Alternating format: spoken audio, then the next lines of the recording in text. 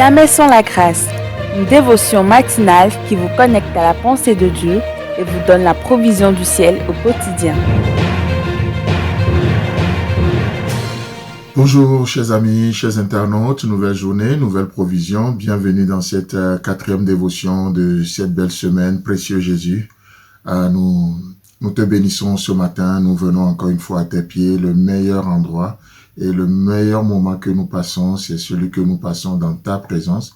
Mais gloire te soit rendue parce que non seulement ce matin tu es avec nous, mais tu nous accompagnes dans toute cette journée et tu déverses tes provisions en abondance au travers de cette dévotion dans nos vies et nous déclarons cette journée bénie en toi au nom puissant de Jésus. Amen. Alors, chers amis, chers internautes, de Rois chapitre 7, ce beau passage qui nous bénit depuis un moment. Et ce matin, nous continuons dans le verset 10, dans la version français courant où il est écrit. Parlant des 4 lépreux, bien sûr, ils retournèrent à la ville, appelèrent les sentinelles de la grande porte et les informaient.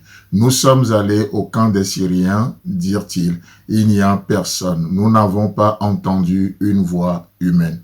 Waouh!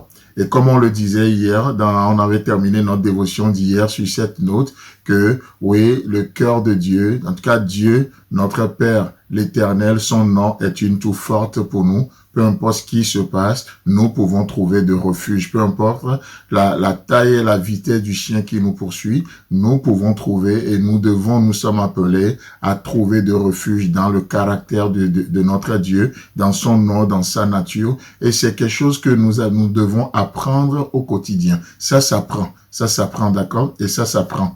Et donc, nous voyons combien ces lépreux ont disposé leur cœur. Ils ont décidé de traiter les choses, de passer à une étape de leur vie. Et du coup, ils ont pu expérimenter cette nouvelle carrière que l'Éternel ouvre devant eux. Et vous savez, comme le disait un auteur, un pasteur avisé, il disait que ce n'est pas là où vous commencez qui est le plus important dans la vie, mais c'est le mouvement que vous faites dans la vie.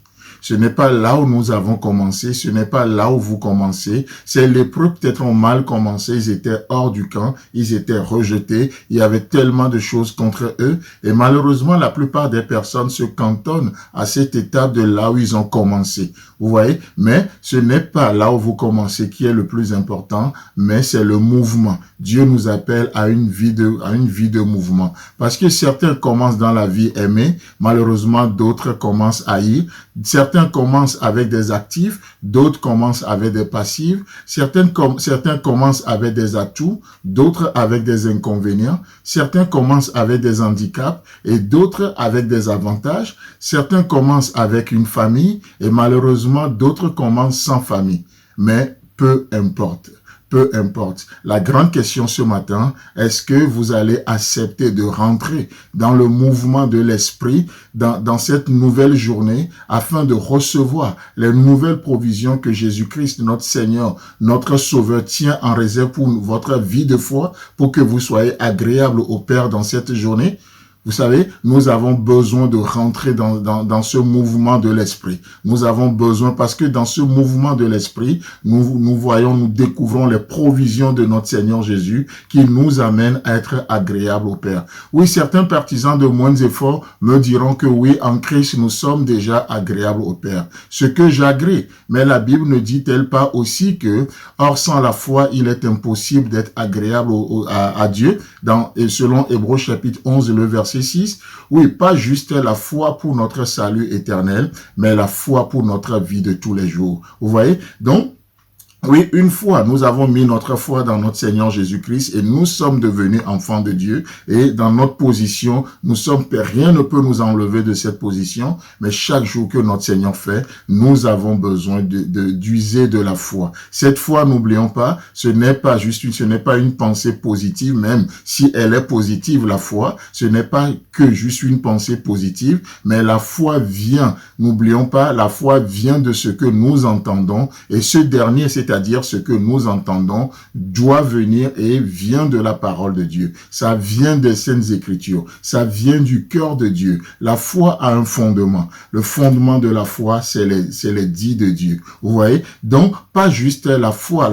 Non, la foi dans la foi, c'est de l'idolâtrie. Mais la foi dans les dits de Dieu. La foi dans la parole de Dieu. Oui, aujourd'hui, chers amis, chers internautes, chers téléspectateurs, je nous encourage à faire une chose. Accepter de rentrer dans le mouvement de l'esprit afin de recevoir les nouvelles provisions que Dieu a pour vous dans cette journée pour être agréable à notre Père Céleste dans tout ce que nous entreprenons, dans nos choix, dans nos décisions. Alors que le Seigneur vous bénisse et que le Saint-Esprit vous inspire, vous donne tout le courage pour faire ce bon choix aujourd'hui. Que Dieu vous bénisse. Si vous avez aimé cette émission, parlez-en à vos amis. Parlez-leur du message de la grâce et de ce qu'il fait dans vos vies. Pour un sujet de prière, une question ou pour devenir partenaire, contactez-nous au 00229 94 75 80 20. Que Dieu vous bénisse et à la prochaine. En attendant, pensez avec Dieu.